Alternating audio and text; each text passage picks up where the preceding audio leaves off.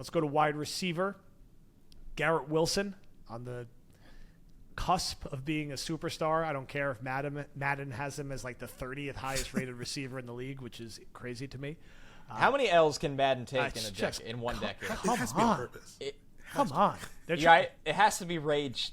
Just attempting to find rage. It's working. I'm furious. Well, here we are. I'm furious. Here we are talking about Madden. Listen, I'll save again more for the season preview, but Garrett Wilson, in my mind, has the potential with Aaron Rodgers to be a version of what Justin Jefferson was as he made that leap from year 1 to year 2 to year 3. I think he could be a 1,400, 1,500-yard guy this year. I think he could have 10-plus touchdowns, 100-plus catches. Guy is special. And unlike something we've had from a young receiver in a really long time, Allen Lazard, I think, will really be the number 2 receiver. I could be wrong, but I think there will be it'll be clearly Wilson's your 1, and I think clearly Lazard will be your 2, and then I think the rest of it is where it gets interesting from a rep and target share standpoint. Corey Davis is still here. If he shows up to camp and is happy with a lesser role and a potential restructured contract.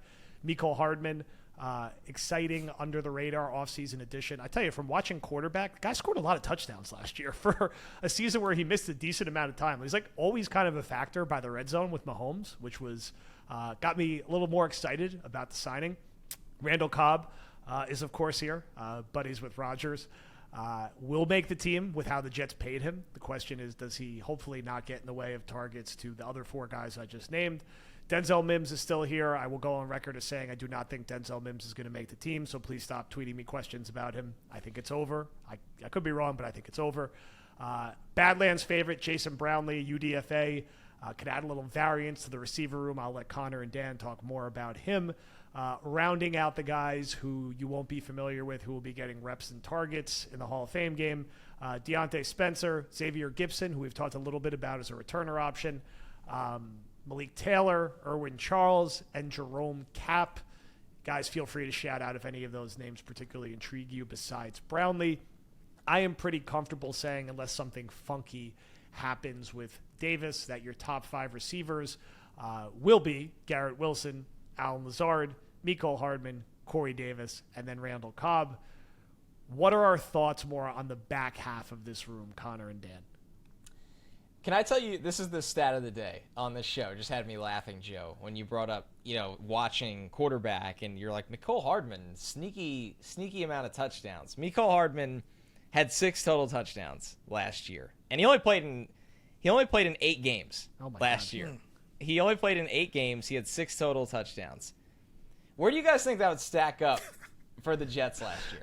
I think that would be number 1, if I'm recalling correctly. That would be number 1. That would be the most touchdowns scored for the 2022 New York Jets. Number 2 would be Breece Hall, who played 7 games. He had 5. Garrett Wilson had 4, and then it's a wild list of guys that had 1, 2, or 3. There's your stat of the day right there for Mecole Hardman, who's the an afterthought, the number 4 wide receiver on this team. Nobody really cares about the move. I guarantee there will be multiple points of this season where people look and go, dang, Mecole Hardman was a really good signing for the Jets. So you look at this room, the balance is interesting. I think the easy one is Garrett Wilson is a bona fide number 1, playing in an offense with a quarterback and an offensive coordinator that know how to structure an offense around a bona fide number 1 wide receiver. You look at Devontae Adams' target share. You go back to really Green Bay. His first 1,000-yard season, he had 15 games that year. He had 169 targets. Garrett Wilson had 147 targets in 17 games. So I think the targets only go up for Garrett Wilson this year. He'll probably top 150 targets. So a monster year coming for him. Then you get into the Allen Lazard, Corey Davises of the world, possession guys that'll play very in tight sets because of their blocking ability. Hardman's a guy that you can really use as a vertical threat, pitch passes, jet sweeps. Those are the 4 guys that matter, and you can really carve out what their identity and roles are because they have unique skills. Garrett Wilson's an all-around phenomenal player. Lazard and Corey Davis are bigger-bodied kind of guys that are excellent at blocking and can be possession threats when they're on. And Mecole Hardman has some of the best speed in the NFL in terms of play speed. So after that, how much does it matter? Well, summer can dictate that. If you get a real injury, can Brownlee knock Mims off the roster? Can Xavier Gibson make the team as a returner?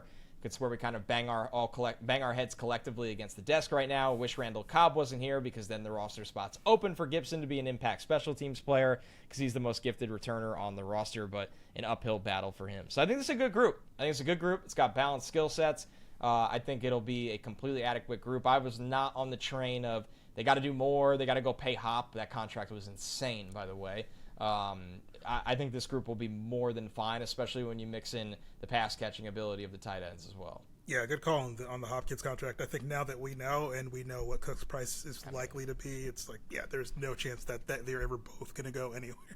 Yeah, I 100% agree with you. I think one point that got brought up on a old Buck the Trend episode was kind of seeing who meshes with Rodgers and Camp a little bit.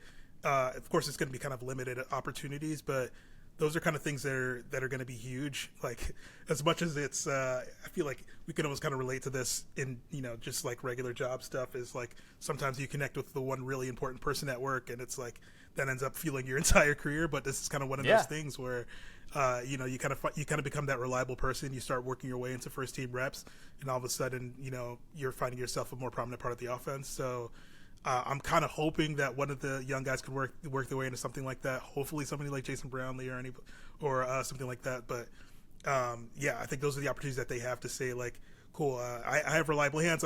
I'm somebody that you can trust. I'm somebody you can be confident in the opportunity where we go 4 or 5 wide.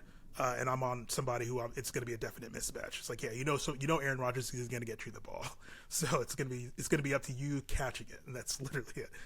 But that's made a ton of folks' careers out there. It's just being a guy that Aaron Rodgers can rely on. I do hope that it's going to be tough because we're going to talk about tight end now, but one of those guys, particularly Brownlee, can stick as that wide receiver 6, and they don't lose him to the practice squad because they can really only afford to carry 5 receivers.